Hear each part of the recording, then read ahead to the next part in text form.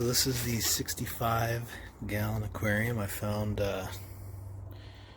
locally. Guy was selling it for 200 bucks. Got this, the stand, and a canister filter, Penplax 1000. So we're gonna set this up over the coming months and maybe hopefully do something cool with the platted tank. Hopefully help get rid of some of the winter blues. Give me something to do. So check it out. Alright, so you see there's some scum and mineral deposits on it. We got it in the house here. Just needs a little bit of cleaning. Personally, let's use some vinegar, some paper towels, and we'll give it a good little scrub down and see what we can do. I can already did this side, the vinegar, and you can see most of the stuff came off already. Looking pretty clean. And this side, finish that off.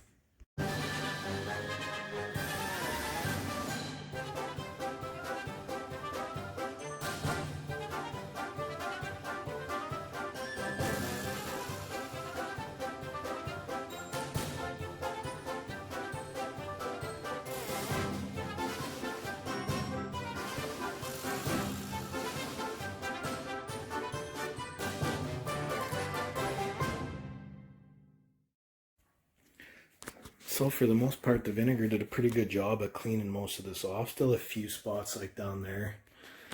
So what I'm going to do is get some apple cider vinegar, and I'm going to wet the paper towels and kind of lay it against it, leave it there for a couple of hours, just let it do its thing and break all that up, and hopefully we'll get the rest of this cleaned up. A few spots off here that I got guy had some things glued to it, so I got a razor blade here.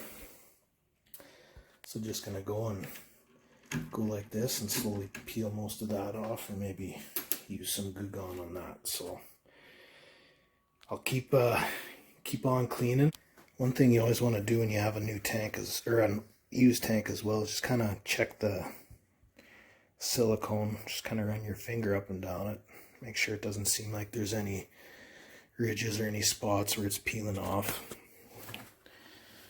This guy had water in the tank when I bought it, so I'm fairly confident there's no leaks, but that's just something to kind of check. Just run your finger all the way along there and seal it up if you have to.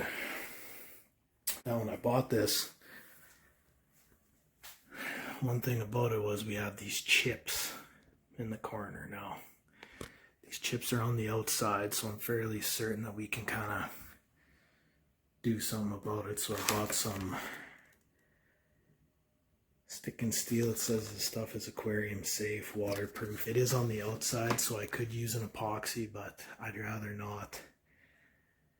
Just in case something does leach into the tank. Last thing we want to have is that. So I'm going to seal that up. Then as well, I bought a piece of plastic here, and I'm going to put this, it's just basically a border protector. You can get it at Home Depot. This is like an 8-foot chunk for like $5.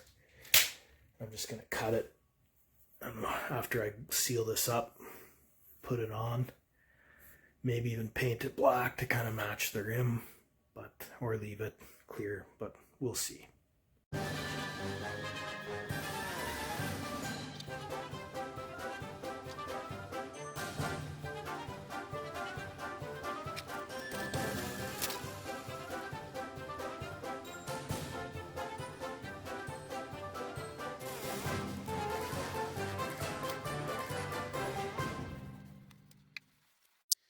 So you can see we've got this little plastic corner on there, and it actually doesn't look too bad. I just left it clear, glued it on there. You can see underneath where we had kind of fixed that. I got it on all